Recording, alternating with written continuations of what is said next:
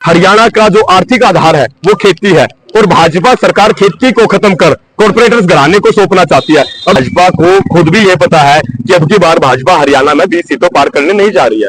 कोई नेता या जो कोई कैंडिडेट भाजपा और उसके सहयोगी दल जितने भी हैं उनको हराएगा, हम भाजपा को हराने के लिए वोट करेंगे।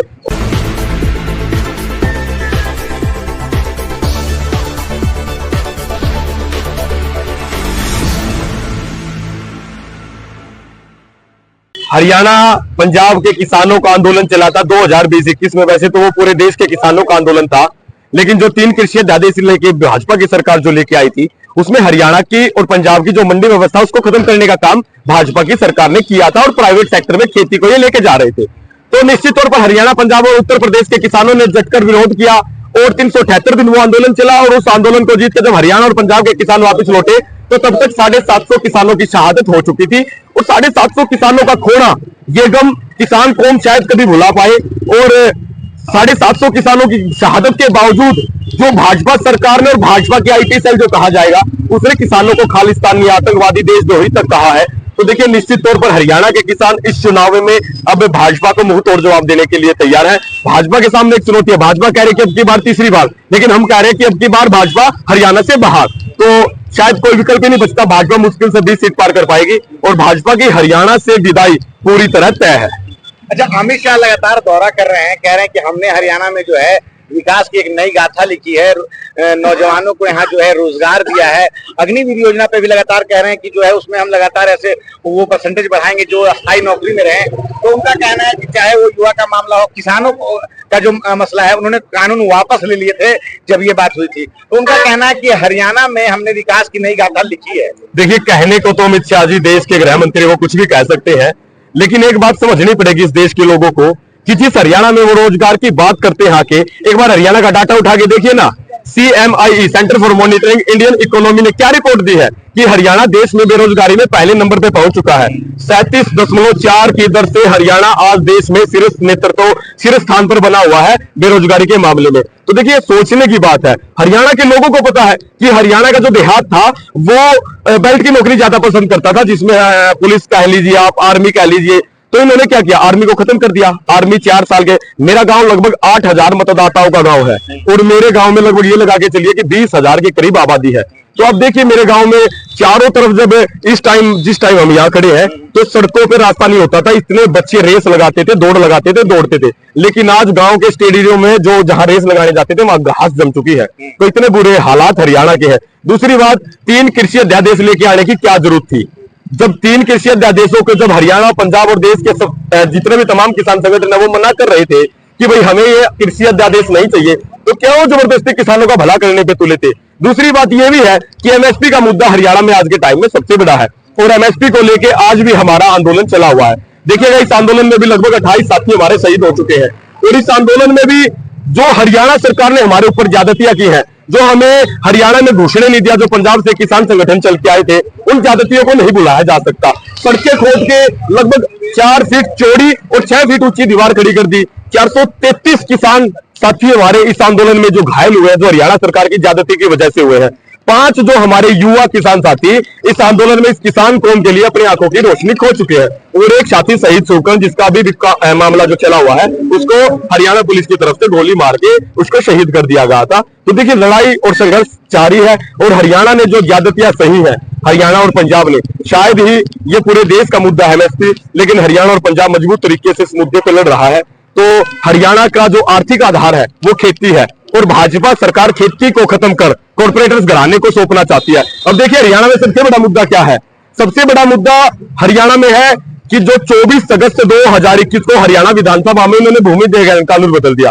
देखिए, 1894 में जब अंग्रेजों ने इस देश में जमीन लेना शुरू किया था तो सबसे बड़ा मुद्दा यह था कि जब अंग्रेज जमीन छीनते थे तो किसानों को श्योरिटी होनी चाहिए थी कि भाई किसानों की जमीन का मुआवजा उनको मिले। तो 1924 के आसपास लगभग आके भूमि अधिग्रहण कानून बना था। वो कानून 1894 से चलता 1924 में आगे उसने कानूनी रूप लिया। उसके बाद वो 2013 में उसको कानूनी रूप में किसानों के भले की बात हुई, जिसमें किसानों को सर्कल रेट से 4 गुना मुआवजा 70% किसानों की जमीन लेने से पहले सहमति। लेकिन हरियाणा सरकार ने क्या किया, 24 अगस्त 2021 को हरियाणा विधानसभा से उसको पारित बदल दिया। अब किसानों से ना सहमति ली जाएगी, ना किसानों को सर्कल रेट का 4 गुना मुआवजा दिया जाएगा, और किसानों की जमीन मनमाने दामों से छीनने के लिए तैयार है। तो देखिए, किसान लड़े नहीं गा तो सीधी सी बात है कि ये किसानों को बेजमीन कर देंगे। देश आजादी के जब 2047 जो वर्ष होगा और जिसमें 100 वर्ष हम पूरे करेंगे, शायद मुझे लगता है कि बहुत कम किसानों के पास जमीन बचेगी। जिस तरह से आज कॉर्पोरेटर्स घराने किसानों की जमीनों पर नजरें बनाए हुए हैं, वो एक सबसे बड़ी चुनौती हरियाणा, पंजाब और तमाम देश के किसानों के लिए है। और हरियाणा और पंजाब का किसान आर्थिक तौर पर सक्षम है, इसलिए आज वो लड़ रहा है। अच्छा, बहुत सारे लोगों का कहना होता है कि अगर किसान है तो बॉर्डर पे क्यों बैठे हुए हैं, उन्हें खेतों में होना चाहिए। ये किसान नहीं, ये बड़े किसान नहीं, व्यापारी हैं, और छोटे किसान तो अपने खेतों में काम कर रहे हैं, और पूरे देश के किसान नहीं बैठे हैं। क्या भारत एक कृषि प्रधान देश है? तो सिर्फ और हरियाणा के लोगों को ही और पंजाब के किसानों को ही दिक्कत थी, बाकी राज्यों के किसानों को तो मसला नहीं हुआ।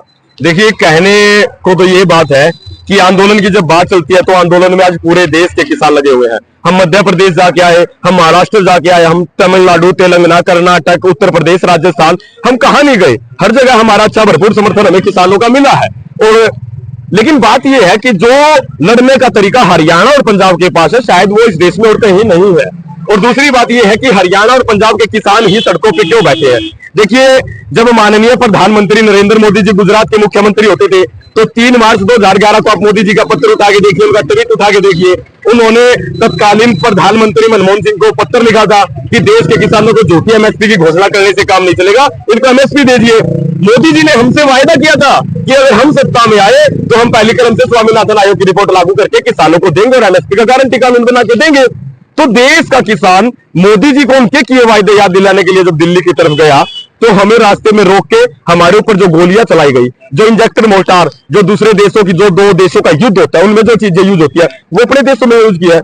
जो गैसेज इंटरनेशनल मार्केट में बैन है, जिसको इंटरनेशनल 1993 के अंतर्राष्ट्रीय संबंधों के समझौते में बैन कर दिया, वो अपने देश के किसानों पे वो जहरीली गैस इन्होंने मारी है। तो देखिए, हरियाणा पंजाब का किसान तो इस आंदोलन में था। हरियाणा पंजाब का एक ये कह लीजिए विचारधारा की वो हमेशा गलत के खिलाफ लड़ता है। आप देश आजादी का आंदोलन उठा के देख लीजिए, उसमें संयुक्त पंजाब की आप कुर्बानियां उठा के देख लीजिएगा, 90% कुर्बानियां इस देश में आज भी संयुक्त पंजाब की है। और आगे भी जितनी कुर्बानियां हुई इस देश को बचाने के लिए, अब देखिए हरित क्रांति यही क्यों आई, हरित क्रांति जो आई 1967 में, वो हरियाणा और पंजाब में क्यों आई? क्योंकि यहाँ के लोग मेहनतकश लोग हैं, यहाँ के लोग तन मन धन से इस देश के लिए लड़ते हैं, इस देश के लिए जीते हैं, इस देश के लिए। अब देखिएगा 1960 के आसपास देश की जीडीपी में 50% योगदान खेती का था, लेकिन ऐसा क्या हुआ कि भाई वो घटते घटते आज 17.5% पे आ गया है। जो सरकार की जो पॉलिसी है और जो सरकार हरियाणा और पंजाब में जो उत्पादन के मामले पूरे देश में आज भी एक है कि अच्छी फसल के उत्पादन में जाना जाता है, बासमती चावल तो आज भी अनेक क्षेत्रों का प्रसिद्ध है। तो देखिए, ये लोग अपनी फसल बचाने के लिए और ये लोग अपने आने वाले बच्चों के भविष्य के बचाने के लिए आज ये सड़कों पे है। आप देखिएगा कि जब मेरे घर पे छत है तो मैं क्यों सड़क पे आके बैठूंगा, लेकिन मैं अगर सड़क पे आके बैठता हूं तो निश्चित तौर पर कहीं ना कहीं मेरे घर छीनने की, मेरी छत के साथ साथ मेरा घर छीनने की, मेरी जमीन छीनने की नौबत आई है, तो ही हम आज सड़कों पे आए हैं। अच्छा, आप किसानों की बात कर रहे हैं, किसान जो है, किसान कानून तो वापस ले लिए मोदी जी ने, और एमएसपी पे ही वो खरीदारी कर भी रही है। सिर्फ आप कह रहे हैं कि कानून पे, तो खरीदारी तो हो ही रही है एमएसपी रेट पे ना? नहीं, देखिए, ये कहने की बात है। आप शांता कुमार समिति की रिपोर्ट उठा के देख लीजिए, जो हिमाचल प्रदेश के बीजेपी के पूर्व मुख्यमंत्री थे। 2015 में शांता कुमार समिति की रिपोर्ट आई थी। शांता कुमार समिति कह रही है कि देश में मात्र 10% किसानों को, 6 से 16% किसानों को एमएसपी मिलती है। अगर आप डाटा उठाए तो 10% किसानों को एमएसपी मिलती है, उसमें भी हरियाणा पंजाब। तो देखिए, 2016 में फरवरी में उत्तर प्रदेश के बरेली से माननीय प्रधानमंत्री नरेंद्र मोदी जी ने कहा था कि हम किसानों की आमदनी दोगुनी करेंगे। तो वहां उनसे पूछा गया था कि कितने दिनों में आप आमदनी दोगुनी करोगे, तो उन्होंने कहा था कि हम 2022 तक आमदनी दोगुनी कर देंगे। तो देखिए, 2022 आ चुका है। हमने सवाल किया कि क्या आमदनी दोगुनी हुई? डबल फार्मर इनकम के नाम से इस देश में एक समिति बनी, जिसमें उत्तर प्रदेश के जो राज्यपाल थे राम नाईक जी, उनको लिया गया। आप उस समिति की रिपोर्ट पूछिए ना कहां है। मोदी जी ने पिछला आंदोलन खत्म होने से पहले हमें कहा था कि हम देश के किसानों के लिए एमएसपी पर एक कमेटी बना के देंगे। अब 16 महीने बीत चुके थे जब हमने 13 फरवरी से आंदोलन शुरू किया। तो आप उनसे पूछिएगा कि उस समिति ने 16 महीने में क्या रिपोर्ट दी। उसमें गुणी प्रकाश जैसे, गुणवंत पाटिल जैसे वो लोग हैं जो बीजेपी की गोद में जाके बैठे और जो बीजेपी से इलेक्शन लड़ने की बात करते हैं। अच्छा, तो क्या सोचा है आप लोगों ने, जो किसानों के संगठन है, अब जो है 5 तारीख को चुनाव होना है, आप लोगों ने क्या मन बनाया है? पिछले 10 साल से भाजपा की सरकार है और इस बार भी जो है काफी लोगों से हम बात कर रहे हैं तो लोग कह रहे हैं कि तीसरी बार भाजपा लगातार जो है हो सकता है कि सरकार बना ले जाएगी। नहीं, देखिए ये असंभव बात है और भाजपा को खुद भी ये पता है कि अब की बार भाजपा हरियाणा में 20 सीटों पार करने नहीं जा रही है। दूसरी बात यह कि हरियाणा का किसान जिस तरह से आंदोलन में प्रताड़ित किया गया, जिस तरह से हरियाणा के किसानों के घर पे पुलिस भेज भेज के दबिश की गई, जिस तरह से उनको सारी सारी रात जेलों में बंद करके रखा गया, तो निश्चित तौर पर इस बात को लेकर हरियाणा के किसानों में नाराजगी है। और हरियाणा के किसानों में नाराजगी इस बात को लेकर भी है कि जो बीजेपी की सांसद मोहतरमा कह लीजिए कंगना रनावत जी है, तो देखिए वो किस तरह के उलूल जुलूल फिजूल के बयान देती है। तो उन बयानों का भी हरियाणा के किसानों पर असर है और निश्चित तौर पर हरियाणा के किसानों में इस बात को लेकर बहुत भारी नाराजगी है और उसका जो जवाब है वो अब की बार हरियाणा का किसान वोट की चोट पे देगा। तो हरियाणा के किसान किस ओर जा रहे हैं? अगर भाजपा को नहीं चुन रहे तो किस पार्टी को? तो कई पार्टियां मैदान में हैं, कांग्रेस और भाजपा जो है सबसे बड़ी पार्टी, राष्ट्रीय पार्टी। बाकी यहाँ हम देखें तो मायावती जी की बीएसपी भी है, इनेलो भी है, चंद्रशेखर आजाद की पार्टी भी यहाँ चुनाव लड़ रही है। तो सबसे ज्यादा समर्थन जो है किसको दे रही है? देखिए, हमारा संगठन किसी को समर्थन नहीं करता। हमारा संगठन गैर राजनीतिक रह के आंदोलन लड़ता है। हमने अपने संगठन का एक नियम बना रखा है, हम किसी भी राजनीतिक दल के राजनेता के साथ ना अपने मंच साझा करेंगे, ना उनके मंच पे जाके कोई भाषणबाजी करेंगे। हमारा साफ सीधा एक टारगेट ये है कि जो सरकार या जो कोई नेता या जो कोई कैंडिडेट भाजपा और उसके सहयोगी दल जितने भी हैं उनको हराएगा, हम भाजपा को हराने के लिए वोट करेंगे।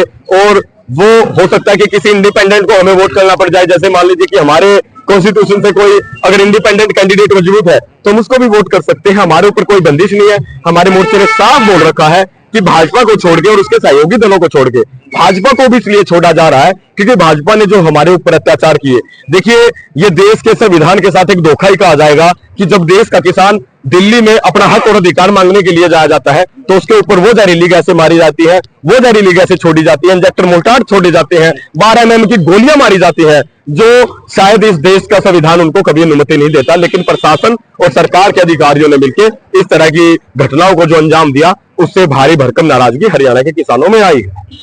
तो अगर भाजपा नहीं तो आपने अभी कहा कि वोट की चोट से जो है करेंगे, तो आपने किसी पार्टी से ऐसा कुछ नहीं है कि हम किस पार्टी, अगर कहीं निर्दलीय जीत रहा तो निर्दलीय को जिता रहे हैं या कांग्रेस को जिता रहे हैं? देखिए, जहां जिस पार्टी का भाजपा की टक्कर में कैंडिडेट मजबूत है, भाजपा के सहयोगी दलों को छोड़ के हम उसको निश्चित तौर पर वोट करेंगे, उसका सपोर्ट करेंगे, लेकिन ना उसके साथ मंच साझा करेंगे, ना उसके मंच पे बैठ के बात करेंगे। दूसरी बात यह भी है कि हम गैर राजनीतिक रह के, हमने पहले भी आपसे कहा कि हमारा संगठन गैर राजनीतिक रह के आंदोलन लड़ेगा और भाजपा के साथ हमारा संगठन या भाजपा या किसी और अन्य दल के साथ भी हमारा संगठन खड़ा नहीं होता। हम भाजपा को हराने के लिए इसलिए वोट कर रहे हैं कि जो देश के किसानों की जो मांग थी वो पूरी ना होने के कारण आज देश का किसान दर दर की ठोकरें खाने पे मजबूर है। आप हमारे गांव का अभी सर्वे करवा लीजिएगा, लगभग 100 से ज्यादा बच्चे तो जिसको डोंकी बोलते हैं, सभी लोग डोंकी को समझते हैं। हरियाणा पंजाब में तो खास तौर पर 2 नंबर के माध्यम से अमेरिका जा चुके हैं। लगभग 50 लाख रुपए जाने का लगता है। वो 50 लाख रुपए में अपनी जमीन बेचते हैं और डोंकी के माध्यम से अमेरिका जा रहे हैं। तो देखिए, एक पलायन भी रोकना है। ऐसा नहीं है कि वो लोग अमेरिका जैसा देश उनको वहां बुला रहा, वो शरणार्थी के तौर पे जा रहे हैं। और आप समझ सकते हो कि शरणार्थी की दशा क्या होती है। अच्छा, एक आखिरी सवाल है कि भाजपा के लोग कहते हैं, खुद प्रधानमंत्री मोदी कहते हैं कि हरियाणा में डबल इंजन की सरकार काम कर रही है। और अब देखिए, मनोहर लाल खट्टर को हटा भी दिया गया, नायब सिंह सैनी को चेहरा बनाया गया। तो डबल इंजन की सरकार जो है लगातार 10 साल से काम कर रही है और आगे भी करती रहेगी। उनको क्या जवाब दें? देखिए, भाजपा, ये सवाल अगर आप भाजपा से जुड़े लोगों से पूछे या उनके पदाधिकारियों से पूछे तो ये और अच्छा बेहतर होता, क्योंकि वो लोग तो खुद ये बात बोलने लगे हैं कि काश खट्टर तो सीएम ना बना के हरियाणा या किसी और अच्छे व्यक्ति को मौका मिलता तो भाजपा की सरकार निश्चित तौर पर तीसरी बार रिपीट करती। लेकिन खट्टर साहब की जो एक कह लीजिएगा हठधर्मिता थी, वो हठधर्मिता खट्टर साहब को और भाजपा की पूरी पार्टी को ले बैठी।